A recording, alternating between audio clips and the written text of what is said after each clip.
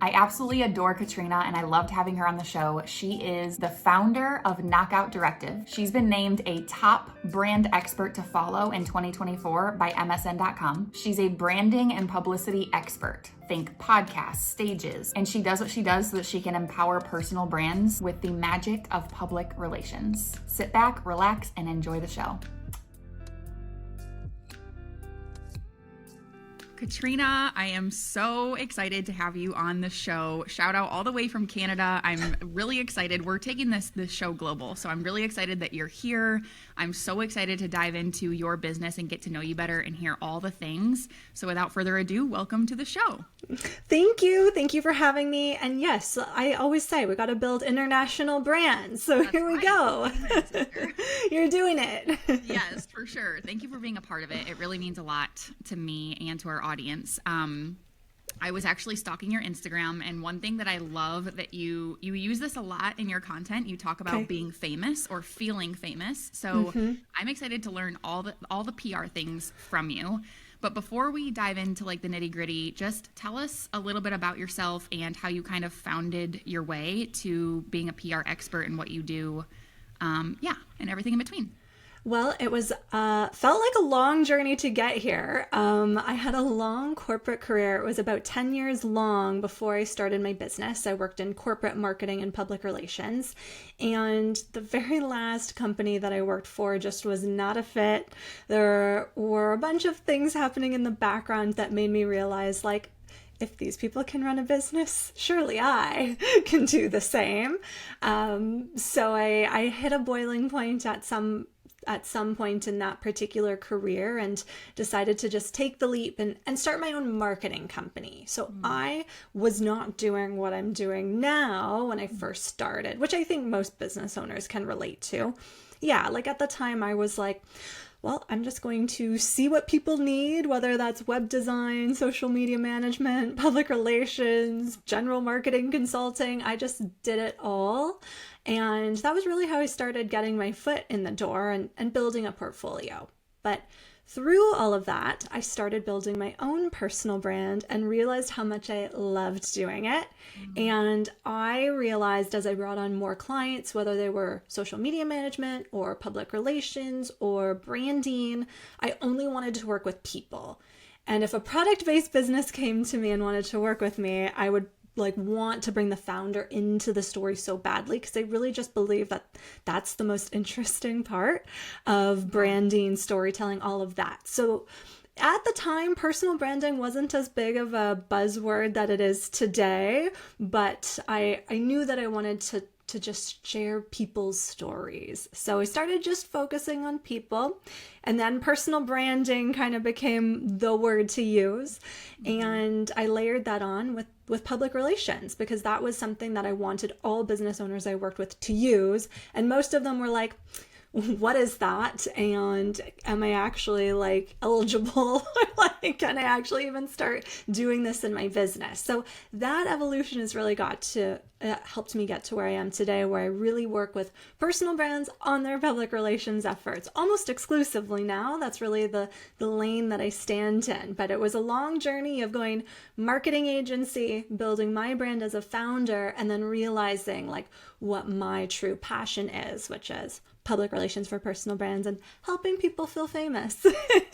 Yeah, I love that so much. I love the vibe of helping people feel famous. I think that is it's like an energy that we all need. I think it's so important. And I also find it very interesting that you come from the corporate space, kind of doing not the same thing, but the whole same realm.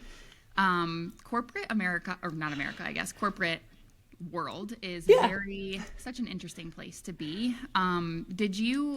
Did you leave your corporate job when you were starting your business, or how did that work? How did that play out? Yeah, so about a month before I left my corporate job to start my business, my partner, who is self-employed himself, had kind of put the bug in my ear because he knew I wasn't totally happy about what I was doing, the current state of my life. And he saw my potential before I ever did, so I have to give him a lot of credit, because he was like, what if you just started your own business? And that put the bug in my ear, but I was still like, oh, no, no, no. Like, what would I even do? Which is such a funny thing. Like, there was lots I could do, but I didn't really see that for myself. And I think once he planted that seed, it was on like this really long road trip that him and I were on. It was like a 4-hour drive. And he planted that seed. And throughout that drive, it was like, well, what would you name your business? What would it? And just kind of like blue sky dreaming a little bit. And after that road trip, I was like, oh, I actually think that sounds like a really cool thing to do. Was not thinking I was going to leave my job a month later, but some things were happening in my corporate job that just didn't sit right with me. And one day I just, for lack of a better phrase, I chose me. Yeah. I was like, okay, we're not doing this anymore. I'm going to just leave, which is not, I was like a true corporate girl where I'm like, you do it the right way. You don't leave a job to have the next one line up. You leave on good terms. Like you try to maintain all the relationships. And I did it all in a way where I never had done it before. That's crazy. And yeah, so I just left one day, was unemployed, and then had to start finding clients, wow. Which is crazy. Okay. That is so crazy. Did you feel like in that time that you had your back up against the wall, or did you have, I mean, your partner sounds like an amazing human being, first of all. I love that story. Was there support financially there, or did you feel like, oh my gosh, I need to hustle and get this figured out? What did that feel like? Definitely a hustle. I had very minimal savings, and we had just bought our house like 3 months before that. So I just had to trust. I just trusted something. Something in my gut told me it was all going to be fine. And I knew worst case, I could go find another job, which I did for a little bit. I got like a part-time marketing director position. And so I did that while I was also bringing in clients. So I knew I had some stable income, but wasn't like, enough for me to feel like, okay, I could do that forever. Yeah. And I was working 7 days a week, but I really hustled in the beginning because I didn't have a choice. I'm like, well, gotta pay the mortgage. And kudos to my partner actually, because honestly, he didn't even flinch through that entire period. There was never a point where he was like, so how are you gonna help pay the bills this month? Like never asked. He just knew I was going to figure it out. And I did. So cool. Yeah. I love that. What a cool story. Okay. So shifting into like the world. Oops. Can you hear me? Sorry about that. Oh, yeah. I can hear you. Okay, cool. Okay. So shifting into the world of marketing and branding, I'm curious because you've been in that world for a long time. You probably know so much. In your mind, first of all, how would you define quote unquote branding? And then how would you separate a strong brand versus maybe a weaker brand? Great question. Branding to me is your entire identity. So it's the visuals, it's, colors, fonts, logos, the things we traditionally associate with a brand, but it's also the messaging, the tone of voice, the verbiage we use to describe ourselves. And when we bring it to personal branding, the strongest personal brands like really know what they stand for, but still have the traditional like visual brand identity, tone, messaging to back it up. So I was actually just talking about this the other day. It's like personal brands think that we can just skip like the traditional brand part because we're people. We don't need a logo. We don't need like colors. And it's actually so false. Like we still have a vibe. Like you have a vibe, I have a vibe, and we need to convey that on our website, through our photography, through the messaging we use to even describe ourselves or sum ourselves up. So really strong personal brands treat themselves like a brand. It's this phrase I call like big brand energy. It's like treat yourself. Yeah, it's like treat yourself like you're already that big business. And what would they do? What would they have in place to sell their product or their service? Much like you or I, it's like we've got things we got to sell too. So we need to have all of these big things in place to be able to do that. So the weaker brands tend to not take that professional part super seriously. And that's what I really strive to do with a lot of my clients. It's before you're even ready for public relations and putting yourself out there, like make sure what you're putting out there is interesting, resonates, going to get eyes on it, because so often or not, you look at some of these personal brands online and there is no vibe, and we're not really sure what that person's positioning is. Talking about so many things, there's no clear identity. So really getting clear on that stuff before you try to take it to a larger audience, because if you do, you're probably not going to stick, and you're not going to see the return that you would if you would just put the foundation in place first. Yeah, so good. I'm interested to have a conversation around the phrase standing for something, because I think, especially as women, I don't know about you, but like I see so many people take that approach differently. So some women might talk about what they've been through and they stand for the lessons that they've learned. I see a lot of other women maybe tear down other women in the process of trying to stand for something, or other women, you know, whatever it looks like. How would you define doing this the right way in your brand so that you want to find your person? I totally understand that. So you're not going to be for everyone, and repelling people is not necessarily a bad thing. But how would you coach someone on that in particular? Yeah, I take it from like a professional personal brand perspective, where it's like, you know, we want to figure out what our unique position is, and that really is the thing you stand for. So it might be something polarizing, it might be, or it might be as simple as public relations for personal brands, where it's less about having, like, I mean, I have some pretty strong opinions, but it's less about making that the core of your message and more about bringing those into part of the story. So I think a lot of people, it's stand for something that you can be recognized for. I think that would be the second part of that phrase. Like, you know, if someone's, I always use the example of a social media manager, because I think this is a personal brand that needs this help the most. It's like, what do you stand for as a social media manager? And that's as simple as, okay, are you trying to sell people? Are you trying to sell an event? Are you trying to create a community? Are you trying to sell products?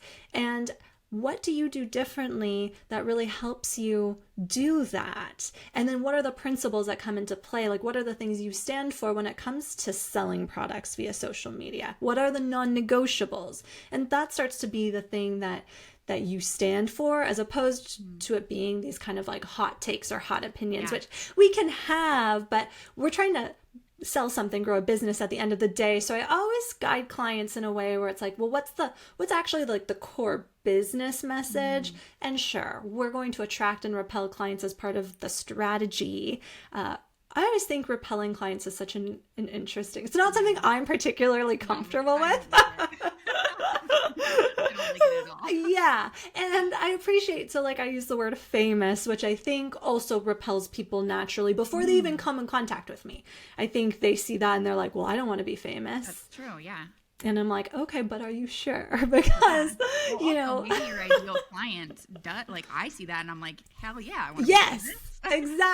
exactly. And so it can be as simple as that. It doesn't have to be so drastic with these, like, I don't know, polarizing opinions. Yeah. We have them, but maybe we weave them into the business a little bit, where it's not like, I don't know, the personal professional brand is such an interesting one, right? Because if we were just to do our personality as our personal brand, that would look a lot different than what a lot of us are growing businesses as these days.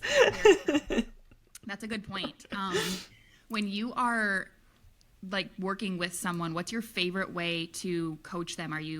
Do you have like online courses? Do you do one-on-ones? And then also I want to get to part of the PR portion of your business as well. Like where do you find people need you the most? Really great question. So I offer a couple different ways to work together along someone's entire personal brand journey.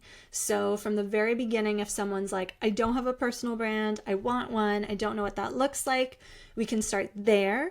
And then after that, once that initial strategy is done, that person, you know, probably has some other homework to do after the fact. So there's a strategy, but then they've got to implement on social media. Maybe they have to build a website, get brand photography done, some of those pieces. And then you're really ready to start using PR. So for me, I have a one-on-one program and a group program, and both show the business owner exactly what it's going to look like for them to start using PR in their business.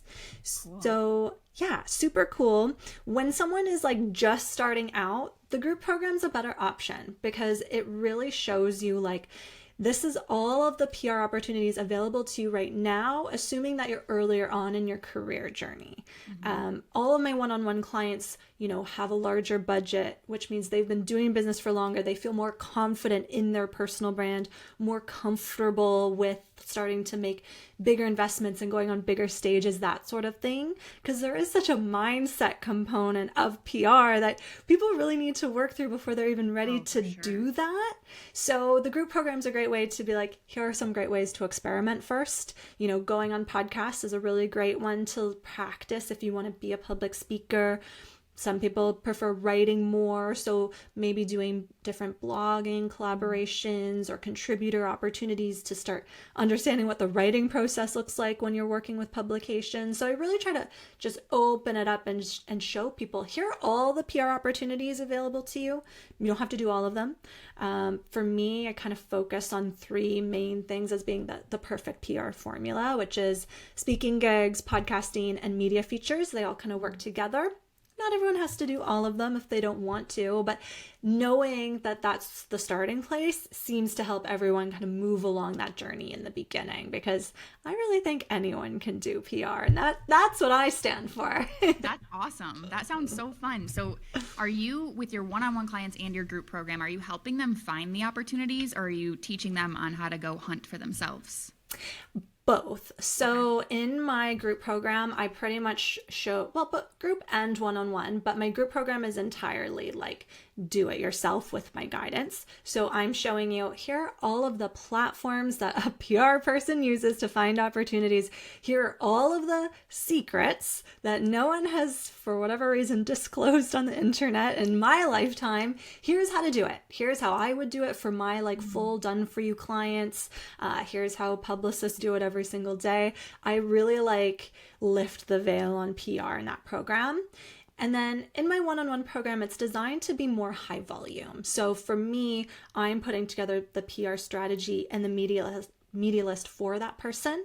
And with my own kind of decision making, being like, okay, these are what opportunities are available to this person. This is what I know is an accessible media target, because not everyone should be like pitching to Forbes at the beginning of their journey. So I craft some of those pieces and then train my client. In both cases, clients are trained on how to pitch.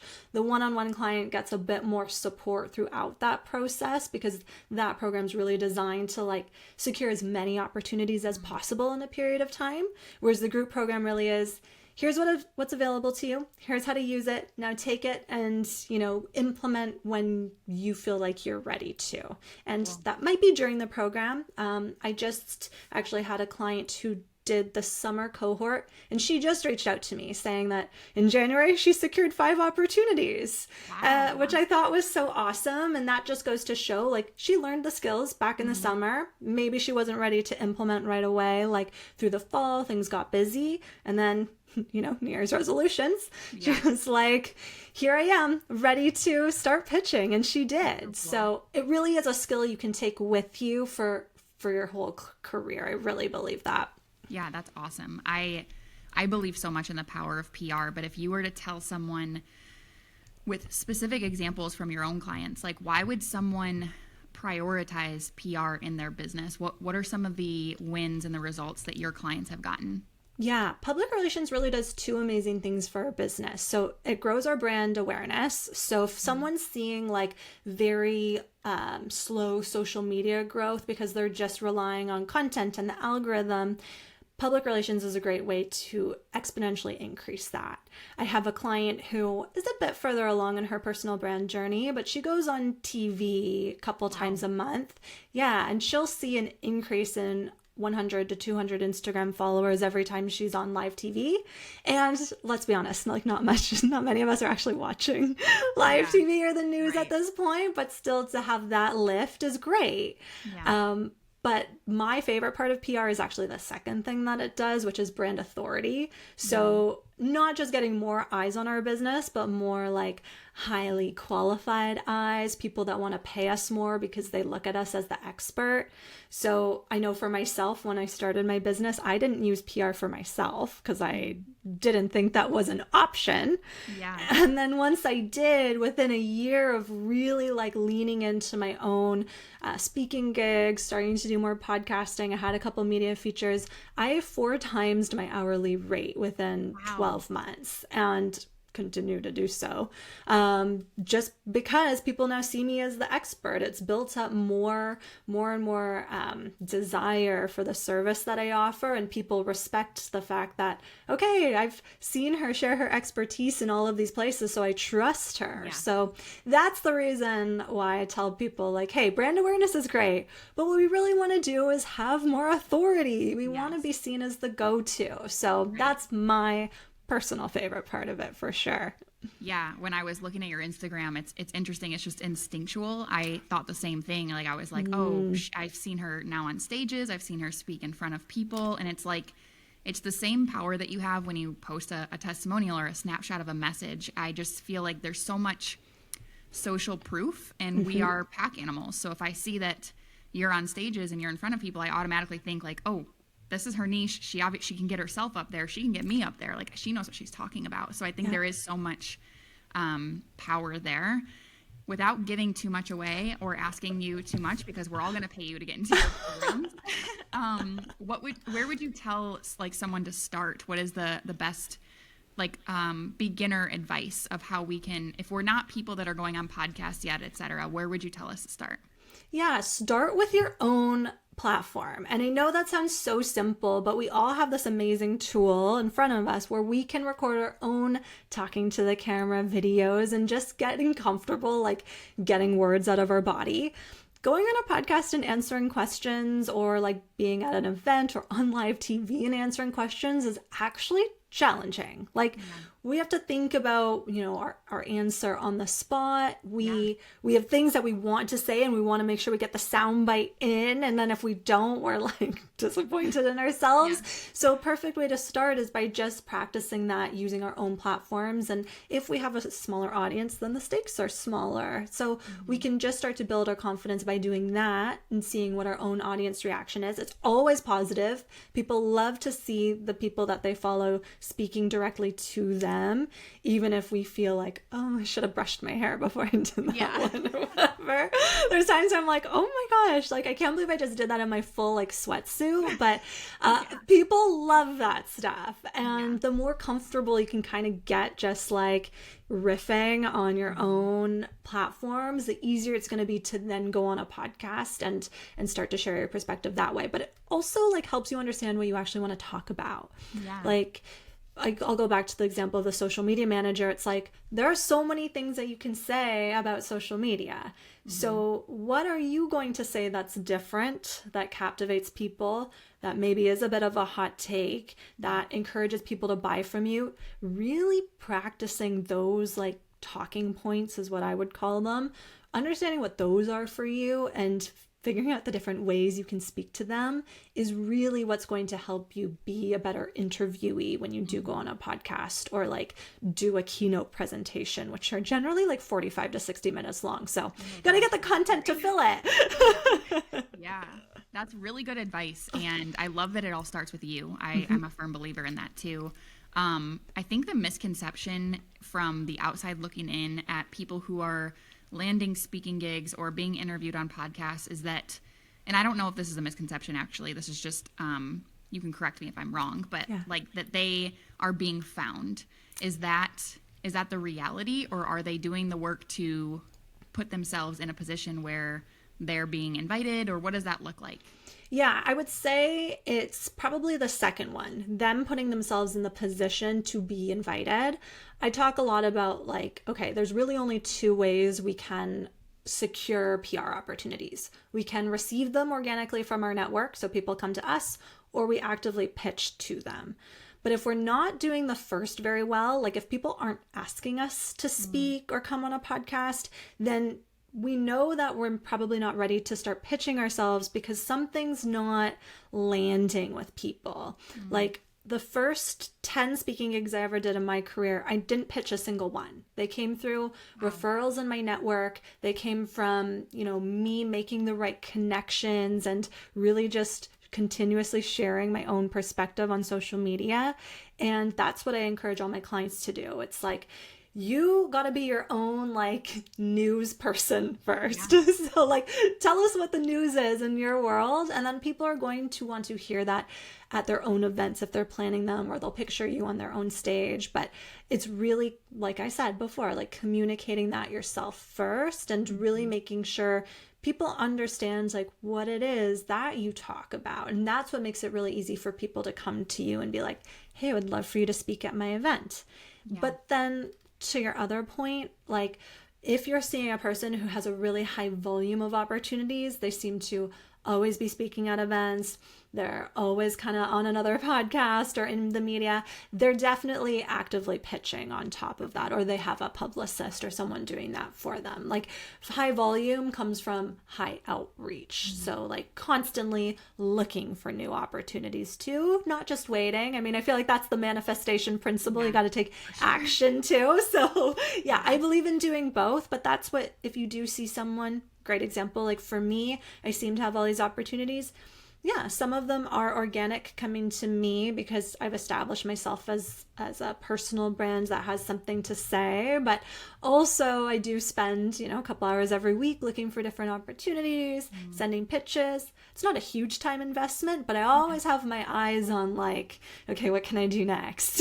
Yeah, that's so good. I love that.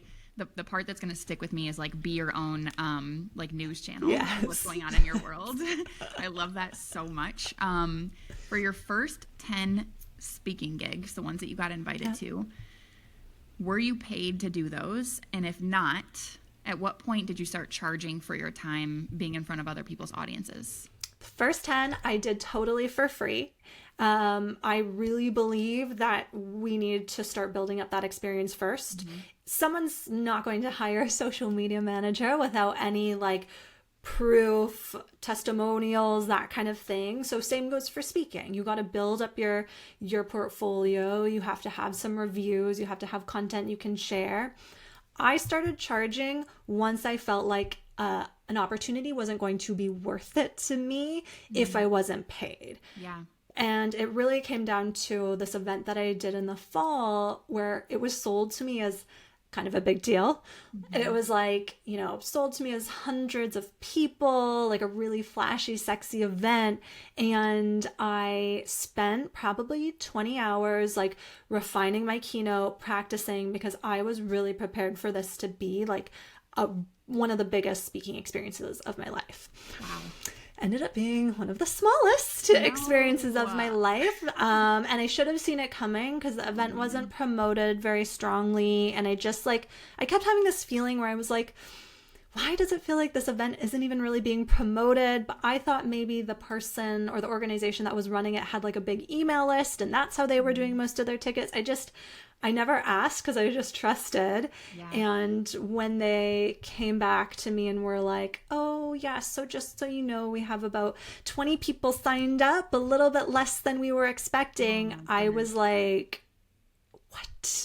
And I just thought about all the time. And honestly, I just felt like an idiot. I felt so dumb for taking so much of my own time to really invest and practice and make things funny and change some visuals. I really put my whole heart into it. And I remember just texting a mentor so disappointed that was now going to be the reality. And she was well, I guess this is your sign that now you're charging, because even if you're not charging thousands of dollars, at least you're getting something in return for the time. So that's a great message for anybody that maybe's done a ton of speaking gigs and is when do I charge? It's up to you to decide that, but you don't have to charge $2,500 right away. Right. Maybe it's $500 first and start there, and you can work your way up. I think that takes some practice too, is knowing what is my market locally what does that look like? And what are they willing to pay for events? Because there's no industry standard. It's so different. I know speakers that charge like $10,000. Yeah, me too. It's crazy. Yeah, exactly. So you just it really is like a self-worth thing. Like you just have to decide for yourself, what is going to make this worth it for me? And am I okay with letting this opportunity go if there's no budget? Because there's often no budget. That's true. That's very true. At least in the early days. Yeah. And I know a lot of like event leaders see it as a gift that they're putting you in front of their audience. So I also understand that exchange as well. But to your point, you learned, unfortunately, the hard way, and I'm so sorry that happened. You let down. Yeah, it was definitely disappointing. But I'm like, yeah, okay, like noted. And so since then I charge, like, it just depends. Like, it's not like, I'll still do the free thing once in a while if I think there's a really great opportunity to sell. Like if I'm confident that it's my ideal client in the audience and the event organizer is open to me actually doing a pitch in the presentation, which is not uncommon either. I'm confident that I can sell from the stage is what they say. So depending on the circumstances, I'll make an exception, or if it's a friend or something like that. But yeah, we gotta, once you like plant the seed, like for me, it's this like, sometimes I'll get this like little nudge in my brain that's like, you're gonna like ask them what their budget is and tell them what your rate is, right? And I'm like, no. I'm like, okay, but now I like can't unthink that. So like, I guess now I'm doing it. Yeah, and honestly, like most times people can make room in their budget for it. Just depends on, how they value your expertise at the end of the day, and if you're going to match that or not. Yep, totally agree. Well, before we get to our final question, I have a question. How would you describe what separates you from other branding and PR experts in the game? Because I'm a content coach. So as you've already mentioned, there's a million of us. I mean, it's a whole, we could fill a whole state in the US. Totally. So how would you separate yourself from the noise? For me, I did a lot of work on this when I was first kind of trying to figure out what my unique position is. And it really comes down to my willingness to share this information that no one else is sharing. And I will still like get my back up on threads or in different areas where when I see people start to say like, oh, I do PR for small businesses. That seems to be like maybe my closest competitor. But those people are still doing the PR for those small businesses and undercharging, because a true PR retainer, like to have a PR agency or publicist on retainer, is very expensive. Minimum maybe $3,000 at the minimum. I would say more like $5,000 if you're really hiring someone qualified, and that's per month. And ain't no PR campaign lasting just 1 month. So, when people are offering like small business PR, it's typically like a reduced rate. It's not enough to actually drive results. And for me, that's why I just got to a point where I'm like, people got to learn to do it themselves. You see small business owners out there like mastering their own content, hiring coaches to help with their content to really refine. The same goes for PR, because at the end of the day, I actually believe now we've entered a period where business owners are better at doing their own PR than publicists are. That's a hot take. I wonder if that'll get cut and people will rage, but I really think so, because PR is just relationship building. And as the business owner, like, you're going to show up authentically for yourself. We take our relationships seriously. I tell all of my clients, like, treat journalists like people. It's not just like transactional, like publish my article. It's how can we collaborate? Like, what can I do for your audience? Or like, well, how could I help you? Like, how is this relational? It's not so like, here, this is what I want you to write about me. It doesn't work that way. No. So yeah, I think that's really like, for me, I just don't gatekeep anything. And like my programs, I just kind of give it all. Like, I'm like, here's all the things, like, there you go. Like, no secrets. The only like leg up that a publicist or PR agency will have is that their relationships are maybe far more established or long-term than yours are. But new relationships start every single day. Right. And the news cycle and like the turnover of journalists in their positions and all of that, it's so rapid. So it's not the same as it was like, 20 years ago, where people were like, oh, I know the editor at this magazine. Like that magazine probably doesn't exist anymore, or the editor's already moved on to like 6 different jobs. So yeah, it's a new era, and that just means there's so many more opportunities for all of us to just do it, because having a publicist or being a PR agency doesn't give you any more credibility than being like the honest, authentic business owner, really. That is like that the mission and the message that you're delivering is so empowering, which is what I love. Like at its core, it's like you're just handing people the tools to go and step into their power, and I love that.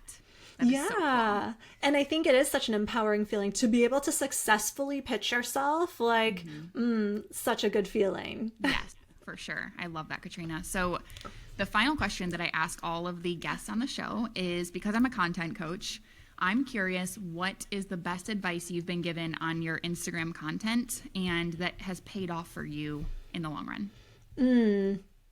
I think for me, it's the raw and the real. Like and this is something I didn't do for a long time because I love a curated aesthetic, but this is actually very recent advice, honestly.